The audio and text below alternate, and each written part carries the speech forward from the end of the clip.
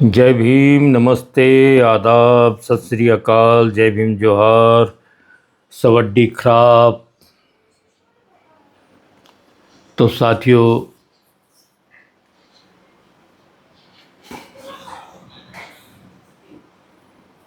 हमारे आसपास इतने विद्वान घूम रहे हैं जैसे इस भौतिक वायुमंडल में मैटर घूमते हैं। मैटर एक मीडिया माध्यम बन जाते हैं, धूल के जैसे बारीक बारीक से कण। ये आपको कब दिखाई देंगे? जब मानो खिड़की में से या किसी छेद से सूर्य किरण अंदर आती है, तब ये मैटर घूमते से पार्टिकल दिखाई देंगे। सब्सटेंस जो मैटर कहा जाता है, उन्हें धूलिकण कहा जाता है। बारीक बारीक ये जो आज हम ध्वनि सुनते हैं, तो ये एक मीडिया का काम करते हैं। एक जगह से दूसरी जगह ऐसे लेकर जाने का वाहक बोलकर ये काम करते हैं। मैटर एक सब्सटेंस है, समझो, एक बारीक माध्यम है जो हमारी इन आँखों से दिखाई नहीं देते। ये तब दिखाई देते हैं जब तेज रोशनी में इन्हें देखा जा सके। वैसे ही हम लोगों के पास विद्वानों की मंडलियां घूम रही हैं। हमारे सराउंडिंग में इतने विद्वान लोग हैं, पढ़े लिखे हैं, पंडित हैं, महापंडित हैं। वो ऐसे घूम रहे हैं जैसे ये डस्ट पार्टिकल या मैटर हो। देखिए कितनी बड़ी जिम्मेवारी है इनके कांधों पर, समाज के। ये घूम रहे हैं। एडवाइजरी कमेटी पे इतने अच्छे अच्छे विद्वान लोग बैठे हैं। हर जगह सलाहकार उपाधि है इन लोगों के पास। ये भी बैठते हैं, मगर अपना जब तक उसमें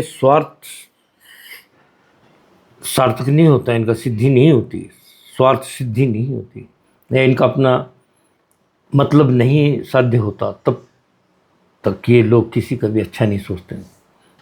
अपना भरा जगत का भरा। इस भौतिक वायुमंडल में मैटर घूम रहे हैं। सुबह की रोशनी जब खिड़की से घर में दाखिल होती है, तो सूर्य की तेज रोशनी में मैटर ऐसे घूमते दिखाई देते हैं। उसी प्रकार ये विद्वान हमारे आस पास में मंडराते हुए हमें नजर आते हैं, लेकिन फिर भी देश तरक्की नहीं कर पा रहा है। देश और ऊंचाई से नीचे डिक्लाइन हो रहा है, उसकी तरक्की नीचे आ रही है। तो ये हम सब जागरूक नागरिकों का जिम्मा बनता है कि आओ हम संवारे अपने देश का भविष्य।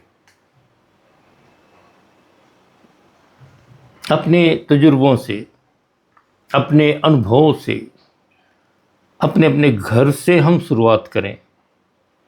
हम औरों से जो अपेक्षा करते हैं, हम अपने आप से ये जिम्मा अपने घर परिवार से लेकर चलें, तो देश इतना तरक्कीवान, इतना समृद्ध हो जाएगा कि आप कल्पना भी नहीं कर सकते हो। अंग्रेजी में वो लाइन याद आती है, चैरिटी बिगिंस एट होम। अपने घर से ही हमें शुरुआत करनी होती है, अपने आप से शुरुआत करनी होती है। हम दूसरों को उपदेश कर सकते हैं बड़े आराम से, लेकिन फिर भी हमें अच्छी शुरुआत तो अपने से ही शुरुआत करनी होती है। Well begin is half done वाली कहावत है कि अच्छी शुरुआत तो अपने से ही मानी जाएगी, कि मैं पहले निकलूं तब कारवां होगा, और मैंने ही घर नहीं छोड़ा। हम औरों से क्या अपेक्षा कर सकते हैं? हम औरों को कहते हैं यूनाइट यूनाइट यूनाइट। किसे यूनाइट करेंगे भाई? आपको तो घर छोड़ना है, उन बूंदों की तरह मोती बनना है आपको।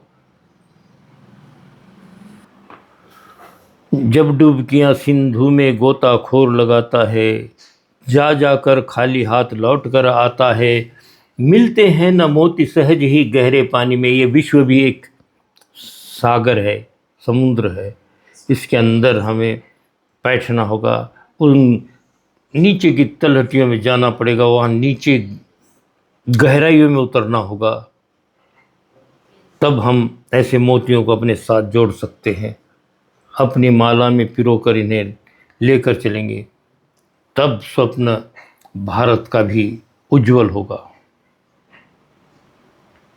जब डुबकियां सिंधु में गोताखोर लगाते हैं, जा जाकर खाली हाथ लौट कर आता है, मिलते हैं न मोती सहज ही गहरे पानी में, बढ़ता है दुना उत्साह इसी हैरानी में। मुट्ठी उसकी खाली हर बार नहीं होती, मुट्ठी आखिर उसकी हर बार खाली नहीं होती। वो मेहनत करेगा तो कामयाबी भी होगी, मेहनत नहीं करेंगे और कामयाबी के हम अपेक्षा करेंगे, स्वप्न देखते रहेंगे तो किसी काम के नहीं। वो जब स्वप्न टूटेंगे, आंखें खुलेगी, तब हम अपने भीषण भयंकर रूप को देखना पड़ेगा। हमारे आसपास के भौतिक में मंडराते ये लोग भी हमें ठीक उन्हीं पार्टिकल्स की तरह दिखाई दे जाते हैं, जैसे सूर्य की जब किरण अंदर आने लग जाती है तब हमें दिखाई देने लग जाते हैं कि डर्ट पार्टिकल्स ये इस प्रकार चमक रहे हैं। हमारे परिसर में भी आसपास में ऐसे लोग हैं जो कि देश के काम आ सकते हैं। हम लोग गंभीर अगर हैं तो हमें चाहिए इन विद्वानों को राष्ट्र निर्माण में उनका योगदान कितना है वह मैटर करता है। अब दोस्तों, हम अगर गौर करें, यहाँ थोक में इन बल्क ये विद्वान घूम रहे हैं, बहुत मात्रा में है विद्वान, मगर इनका राष्ट्र निर्माण में कितना सहयोग है इस पर भी विचार होना चाहिए। उनका क्या योगदान है इस देश के निर्माण में, भविष्य निर्माण में, ये भी तो जरूरी है ना। तो साथियों, अगर ये लोग हैं, ये मौजूद हैं, तो ये आपके ऊपर निर्भर है कि आप जैसे नदी का एक मोड़ अपनी ओर खींच कर लेकर आ सकते हैं, धारा को अपनी ओर खींच कर ले आ सकते हैं।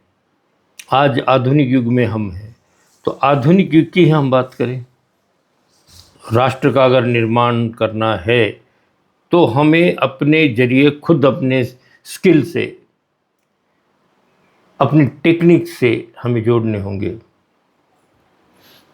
इन नदियों का जल प्रपात हमारी ओर हम लेकर आ सकते हैं भगीरथ की तरह। भगीरथ ने कितने प्रयास किए अपने पूर्वजों की अस्थियों का विसर्जन करने के लिए। कहते हैं कि वो भगीरथ प्रयत्न यानी हार्ड वर्क, अपने प्रयास हमें करना चाहिए। कुछ कहानियों को इसीलिए शायद बनाया गया हो कि हमारे आने वाले लोग उससे प्रेरणा लें और अपने जीवन को खुशहाल बनाएं। तो इन लोगों को भी अपने साथ जोड़कर अच्छी तरह से राष्ट्र निर्माण कार्य में लगा सकते हैं। तो साथियों, एक और मुद्दा हमारे लिए महत्व रखता है कि हम अभ्यासक्रम जो अपने बच्चों के लिए निर्माण कर रहे हैं, क्या वो सही है। अब मैं आप सबके लिए एक प्रश्न खड़ा कर रहा हूँ, एक सवाल है मेरा आप सबसे कि अभ्यासक्रम किस तरह डिज़ाइन किया जाना चाहिए अपने बच्चों के लिए। कि जैसे जापान देश छोटा सा है, ताइवान छोटा सा है, आप जब इन राष्ट्रों में घूमने जाओगे तो आप पाओगे कि इनकी सुंदरता कितनी दिखती है, रात में निखार, इनका सौंदर्य कितना दिखता है। ये छोटे छोटे राष्ट्र हम लोगों से भी ज़्यादा तरक्की किए हुए हैं, तो कुछ तो कारण है। हम गंभीर नहीं हैं अपने सोच में। हम भी अपना राष्ट्र, विश्व गुरु तो पहले से ही है, बुद्ध को आज विश्व मानता है। भगवान बुद्ध का जन्म तो भारत में ही है हुआ। उनका जो जन्म हुआ था भारत के अंदर हुआ था, तब नेपाल भारत में ही था, भारत का एक अंग था। पाकिस्तान भी भारत का एक अंग है, बांग्लादेश भी भारत का एक अंग है। हमारे आसपास के छोटे छोटे राष्ट्र टुकड़े टुकड़े कर दिए हैं, किसी सोच की वजह हो सकती है। राष्ट्र खंडित खंडित होता जा रहा है। हम अखंड भारत चाहते हैं, और भारत टुकड़ों में अगर बिखर जाता है तो राष्ट्र की शक्ति कम होने लगती है। हम टुकड़ों में होने के बजाय अब एक और इसमें कमज़ोर बनाने वाले देश को, ये जातिवाद खतरनाक शस्त्र है, इससे लोग जुड़ते नहीं हैं। इससे राष्ट्र का अहित होता है। जातिवाद खतरनाक है।